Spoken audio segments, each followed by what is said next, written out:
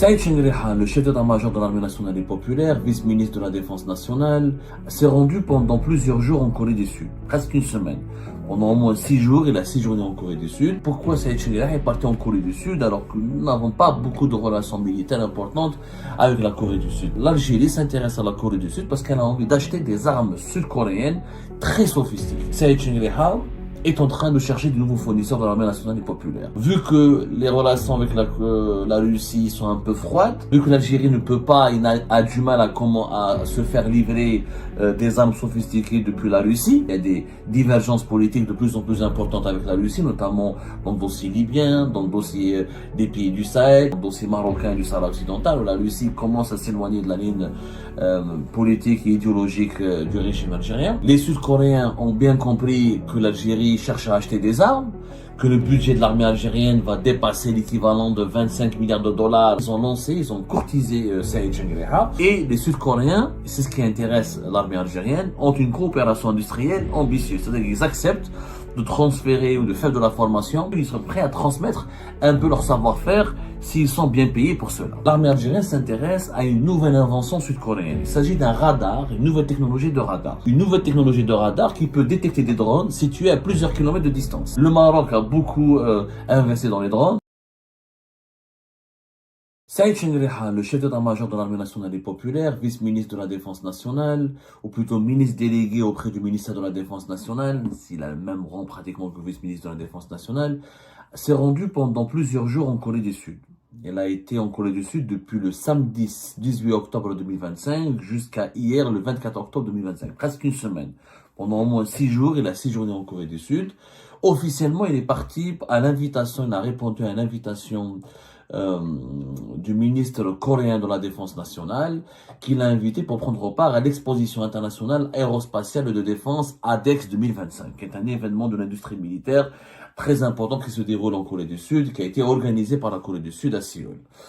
Alors, cette visite avait étonné, avait interpellé. Beaucoup d'Algériens et d'Algériens n'ont pas compris pourquoi Saïd Chengrija est parti en Corée du Sud alors que nous n'avons pas beaucoup de relations militaires importantes avec la Corée du Sud. Pour les Algériens et les Algériens, la Corée du Sud, c'est Hyundai, c'est Kia, c'est Samsung, c'est Daewoo. C'est beaucoup plus des relations économiques entre les autorités civiles algériennes et les autorités civiles coréennes. Mais l'armée, quand on parle d'armée, c'est beaucoup plus la Corée du Nord qui est évoquée, qui s'impose à l'esprit des Algériennes et des Algériens. La Corée du Nord, puissance nucléaire, une armée puissante, une dictature absolutiste, une dictature stalinienne. Mais la Corée du Nord, c'est beaucoup plus la puissance économique et le développement technologique. Eh ben, ce n'est pas vrai à 100%. Et l'Algérie s'intéresse à la Corée du Sud parce qu'elle a envie d'acheter des armes sud-coréennes très sophistiquées. Vous savez, Saïd Chengrija est en train de chercher de nouveaux fournisseurs de l'armée nationale et populaire. Vu que les relations avec la Russie sont un peu froides, depuis notamment 2023-2024, et que la Russie, l'industrie militaire russe, elle est saturée, elle est très prise et on va dire, elle est très engagée, elle a engagé toutes ses forces opérationnelles et toutes ses capacités de production pour répondre aux besoins de l'armée russe dans le conflit ukrainien. Vu que l'Algérie ne peut pas, il a du mal à se faire livrer des armes sophistiquées depuis la Russie, pour des raisons à savoir opérationnelles et techniques. La Russie, encore une fois, ses outils de production et ses unités de production sont orientés d'abord vers la satisfaction de ses propres besoins, mais il y a aussi des raisons politiques. Abdelmajid Tebboune essaye de convaincre Saïd Chengrija de diversifier les sources d'approvisionnement de l'armée nationale et populaire pour ne plus dépendre de la Russie, alors qu'il y a des divergences politiques de plus en plus importantes avec la Russie, notamment dans le dossier libyen, dans le dossier des pays du Sahel, et même ça commence à émerger, on en parlera plus tard, dans le dossier marocain du Sahara occidental, où la Russie commence à s'éloigner de la ligne politique et idéologique du régime algérien.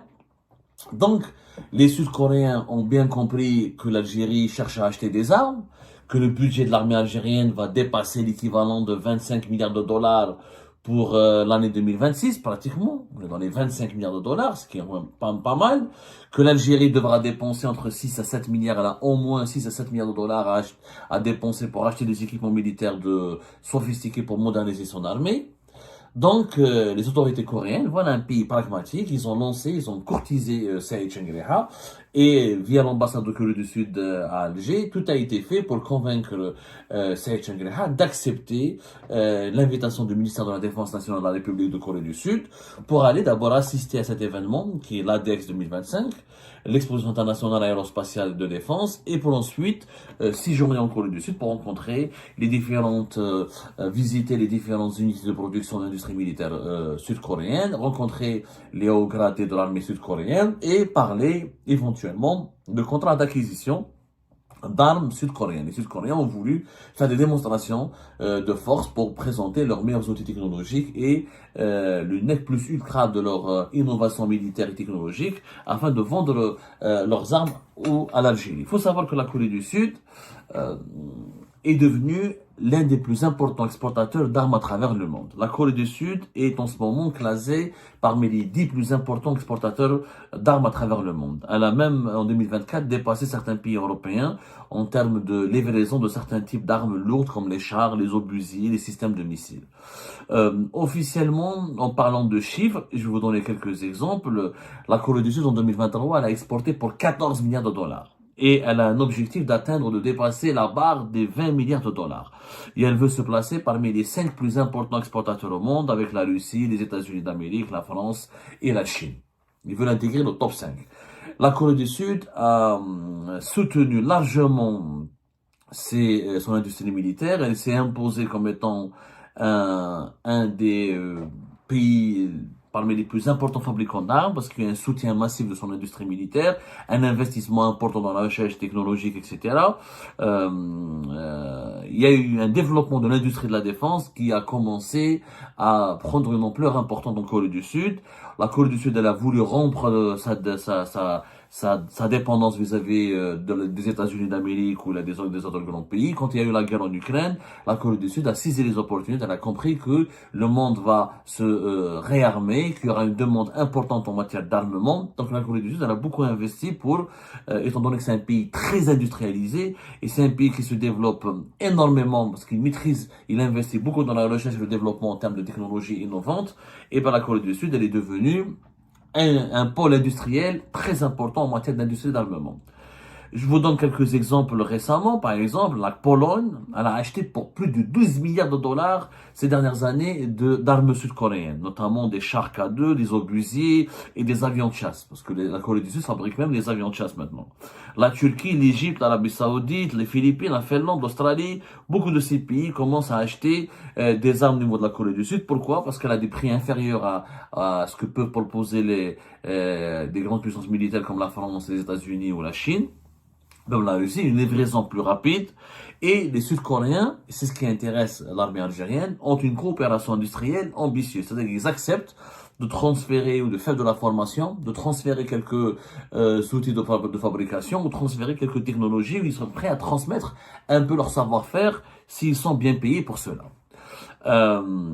Les principaux équipements exportés par l'Afrique du Sud, c'est les chars et blindés, les obusiers automoteurs, les avions de chasse légers, les navires militaires, notamment avec de grandes sociétés comme Hyundai Heavy Industries ou Daewoo Shipbuilding, ainsi que des missiles et des systèmes antiaériens.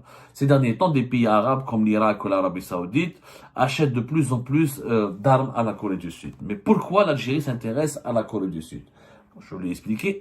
Parce que les Sud-Coréens peuvent livrer rapidement à l'armée algérienne. L'armée algérienne, elle est confrontée à une problématique de livraison. La Russie ne peut plus lui livrer des armes rapidement et dans les délais. La Corée du Sud, n'a pas ce problème-là. Deuxièmement, elle peut partager une partie de son savoir-faire. On va pas se mentir, aucun pays, la Corée du Sud ne va pas donner les secrets de sa technologie, mais elle peut faire de la formation, elle peut initier les militaires algériens, aider l'Algérie à maîtriser quelques technologies que les Sud-Coréens accepteraient de vendre et que les Chinois ou les Russes ou les Américains ou les Français n'accepteraient jamais de vendre, ou les Italiens ou les Allemands ou d'autres pays connus pour leur grande industrie militaire. Mais Saïd Changreha est parti en Corée du Sud pour deux raisons. Pour négocier des contrats pour acheter deux types d'armements très importants que l'armée algérienne courtise. D'abord, selon nos investigations, l'armée algérienne s'intéresse à une nouvelle invention sud-coréenne. Il s'agit d'un radar, une nouvelle technologie de radar. Récemment, vers avril 2025, la Corée du Sud elle a annoncé qu'elle a testé avec succès une nouvelle technologie de radar qui peut détecter des drones situés à plusieurs kilomètres de distance.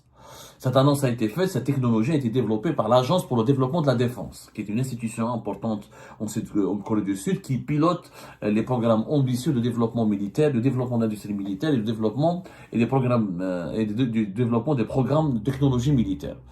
Euh, la Corée du Sud qui a donc créé une nouvelle technologie de radar pour développer, renforcer les capacités de reconnaissance de son armée. Euh, Ce radar, il peut détecter avec succès, leur nouveau radar sud-coréen, il peut détecter avec succès des drones situés à des kilomètres de distance, grâce à une technologie, ça s'appelle la technologie de radar photonique, basée sur l'intelligence artificielle. En fait, les Sud-Coréens, ils ont créé un radar 3D utilisé pour les besoins de l'armée, mais utilisé à base d'intelligence artificielle. Dans un environnement extérieur, c'est un radar qui peut détecter des dizaines de drones, spécialement pour détecter les drones, pour ensuite permettre à la défense antérienne de détruire ces drones. Comme vous savez, aujourd'hui, les drones occupent une place importante dans les stratégies offensives et défensives des armées. Il n'y a plus des avions de chasse hypersoniques de 5e génération. Aujourd'hui, avec des drones, on peut infliger des pertes majeures et considérables à un pays. On l'a vu depuis le début de la guerre en Ukraine, les drones peuvent permettre des avancées militaires importantes sur un champ de bataille. Donc tous les pays du monde, notamment Israël, la Turquie, l'Iran, surtout la Turquie qui s'est imposée comme étant l'un des plus grands fournisseurs et fabricants d'armes de drones militaires offensives, les Israéliens avec des drones kamikazes, le Maroc a beaucoup investi dans les drones, notamment avec un partenariat militaire important conclu en novembre 2021 avec Israël. L'Algérie se sont menacés par les drones israéliens que le Maroc va acquérir, que le Maroc est en train de développer, d'autant plus que le complexe industriel et militaire israélien a accepté d'assembler, de transférer une partie de son technologie vers le Maroc à travers des unités d'assemblage et de montage de drones militaires israéliens. L'Algérie donc cherche un moyen pour se protéger contre cette capacité d'attaque marocaine qui a été fournie par que le Maroc a pu acquérir grâce à son partenariat militaire avec Israël. Donc, Saïd Shangri-La veut que les Sud-Coréens est parti en Corée du Sud pour négocier avec les Sud-Coréens un accord et un partenariat qui permettrait à l'Algérie d'acquérir et de tester sur son territoire cette nouvelle technologie de radar. Cette nouvelle technologie de radar qui peut détecter, encore une fois, même des petits drones situés à des kilomètres de distance. Ce qui permettra à l'Algérie, dès qu'on arrive à détecter un drone, on pourra donc le neutraliser et le détruire et empêcher son pouvoir de nuisance, ou empêcher ces drones ne puissent détruire des cibles algériennes, des cibles sur le territoire algérien. Donc ça, c'est la priorité de l'armée algérienne. C'est un nouveau radar, encore une fois, qui est basé sur l'intelligence artificielle et qui peut être testé dans un environnement extérieur. C'est très important pour l'armée algérienne. Il faut savoir que l'armée algérienne elle a suivi les récents contrats conclus par la Corée du Sud avec des pays arabes. Par exemple, en septembre 2024, l'Irak il a commandé des systèmes de défense aériens à moyen portée sud-coréens. Les Sud-Coréens ils ont créé un système de défense aérien qui s'appelle Cheongong-2 qui vaut cher, entre 2 à 3 milliards de dollars, mais qui permettra, donc, c'est un système qui permet d'offrir à des armées un commandement des batteries avancées de défense aérienne à moyenne portée, et les radars, au niveau des radars, la Corée du Sud, elle développe des radars 3D très avancés qui permettent donc de détecter des drones et des avions. Et l'Irak et l'Arabie Saoudite ont déjà travaillé avec la Corée du Sud pour acquérir ce genre de matériel. Il s'agit notamment d'un radar 3D multifonction. Par exemple, c'est ce que l'Irak il a acheté récemment en 2024. Un radar 3D multifonction, un commande de phase en bande X à balayage électronique passif, qui permet donc de tirer 8 missiles intercepteurs et de détruire des cibles, des moyens aériens qui pourraient être utilisés pour attaquer un pays. L'Algérie a déjà vu, donc elle a vu que l'Irak et l'Arabie Saoudite ont rencontré des succès lors des acquisitions de ces systèmes antiaériens des fabriqués et créés par la Corée du Sud, par l'industrie militaire de la Corée du Sud, et ça a donné des résultats intéressants, notamment au niveau de leur radar 3D multifonction. Sauf que cette fois-ci, la Corée du Sud a encore, depuis, depuis début de l'année 2025, comme on l'a expliqué, elle a encore amélioré, elle est encore partie plus loin dans son innovation technologique, parce qu'il s'agit de créer, puisque la Corée du Sud a créé une nouvelle technologie de radar 3D, qui est basée, encore une fois, sur l'intelligence artificielle. Ça, c'est la priorité de l'armée algérienne. Elle veut acquérir ce radar-là. Et cette nouvelle technologie de radar sud-coréenne. La deuxième priorité, c'est les chars.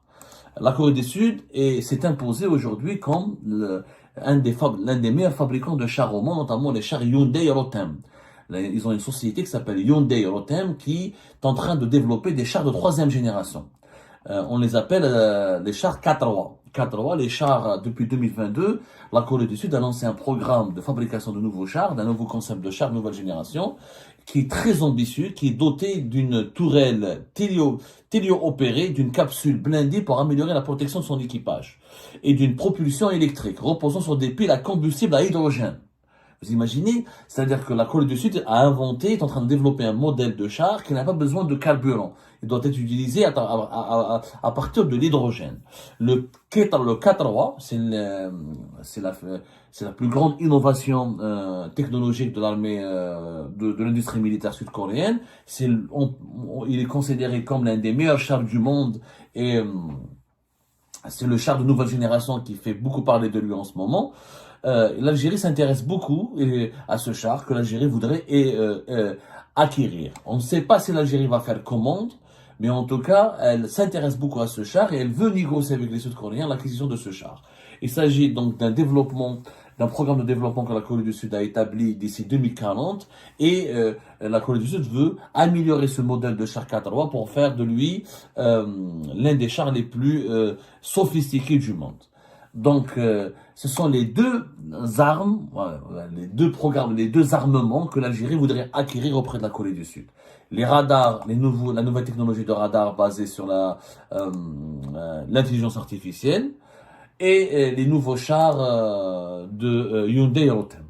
Avec ces deux types d'armements, l'armée algérienne espère parachever ou approfondir sa modernisation et et ne pas être distancé par les pays de la région comme le Maroc qui ne cessent d'acquérir des technologies américaines et israéliennes pour moderniser leurs équipements militaires. Voilà la raison principale pour laquelle Saïd Chengueha donc est parti en Corée du Sud. Il n'est pas parti pour visiter la Corée du Sud ou pour admirer le développement technologique de la Corée du Sud uniquement, mais il est parti aussi pour faire du business et pour acheter ces deux types d'armements dont l'armée algérienne a cruellement besoin pour son avenir ou son futur proche. Et ben voilà, c'est la fin de cette vidéo. Je vous remercie toutes et tous, comme d'habitude, pour avoir suivi la vidéo jusqu'à la fin.